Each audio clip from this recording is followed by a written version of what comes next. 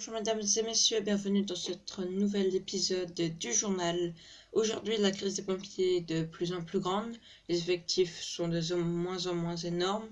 Nous allons interviewer un pompier qui a reçu ce problème, cette horribilité de voir sa caserne se fermer, puis se faire détruire.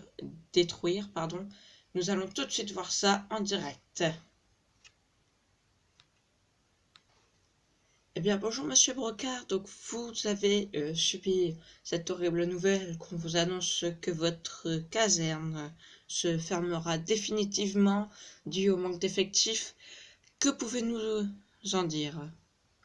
Oui, effectivement, toutes nos casernes sont en train de se fermer. Il y en a environ 2 par jour, ce qui représente énorme, surtout que maintenant, il n'y a plus que les pompiers de Paris avec un assez grand nombre d'effectifs. Donc, effectif, c'est le nombre de pompiers, pour ceux qui ne savent pas, pour pouvoir supporter la crise des pompiers en France.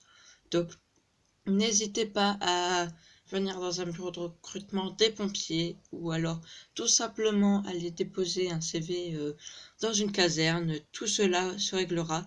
Peut-être que grâce à vous, nos casernes se reconstruiront, même peut-être des meilleures. Nous allons peut-être avoir un meilleur dispositif, de meilleurs outils, plus d'effectifs pour venir en aide à la population. Oui, effectivement, dans certaines villes, les pompiers mettent plus de 20 minutes à arriver sur l'intervention au lieu de 5. Donc cela est dû au manque d'effectifs. Ils viennent d'une autre caserne plus loin. Ils n'ont donc pas assez d'effectifs pour faire 2 casernes séparées. Je trouve ça très horrible, hein. Donc ça peut conduire à des problèmes plus graves. Merci Monsieur Brocard. Alors j'ai une question à vous poser. Comment faisons-nous pour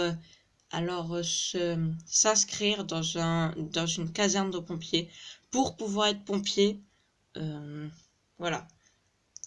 Oui, alors moi personnellement je suis sapeur-pompier de Paris, donc rien qu'au niveau études il faut seulement le brevet des collèges, c'est pas énorme du tout.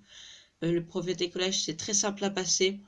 Puis vous allez vous l'envoyer aux sapeurs-pompiers de Paris qui vont lire votre CV.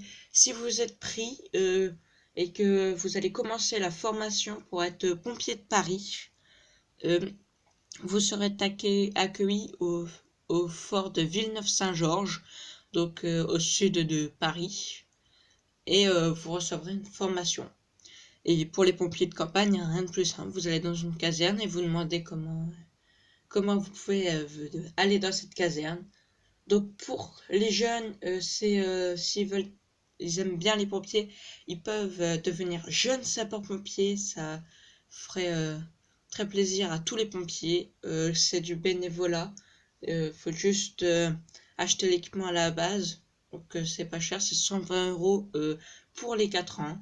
Et à ses débouchés de 4 ans, si le jeune sapeur-pompier a réussi tous ses tests, il peut avoir le brevet pour être pompier volontaire, avec l'accord parental bien sûr.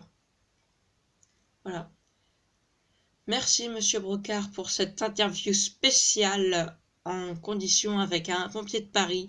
J'espère que cela a fait réfléchir certaines personnes d'entre vous. Vous deviendrez peut-être pompier de Paris. Pour certains, c'est un rêve. Pour d'autres, c'est question d'aider la patrie. Et pour d'autres, tout est mis en œuvre pour vous aider. Voilà, c'était ce numéro de 20 heures au journal. Et je vous dis à très bientôt pour un nouveau journal.